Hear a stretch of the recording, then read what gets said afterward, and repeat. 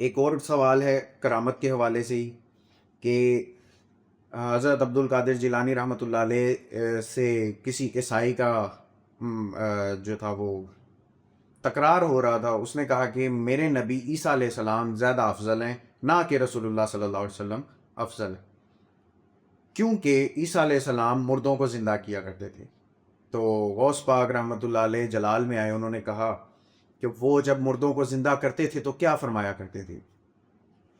تو اس عیسائی نے کہا کہ عیسیٰ علیہ السلام فرماتے تھے قم باذن اللہ، اللہ کے حکم سے کھڑے ہو جا، تو مردہ اٹھ کے کھڑا ہو جاتا تھا. لیکن غوث پاک کا جلال تھا کہ انہوں نے اس مردے سے کہا قم باذنی، میرے حکم سے کھڑا ہو جا. اب وہاں پر نبی اللہ سے دعا کر رہا ہے، تو ایک ولی اللہ کیسے اپنا حکم، اپنا دھونس نعوذ باللہ جما سکتا ہے؟ تو یہ بھی واقعہ ان کی طرف ہو سکتا ہے منسوب کیا گیا ہو، اس میں بھی میرے نزدیک تو کوئی صداقت نہیں ہے.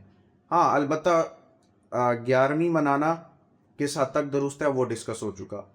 کرامت کے اوپر ابھی بات چیت چل رہی ہے، اس کا کنکلوژن ابھی میں ان دا اینڈ آپ کے ساتھ وہ بھی ڈسکس کروں گا.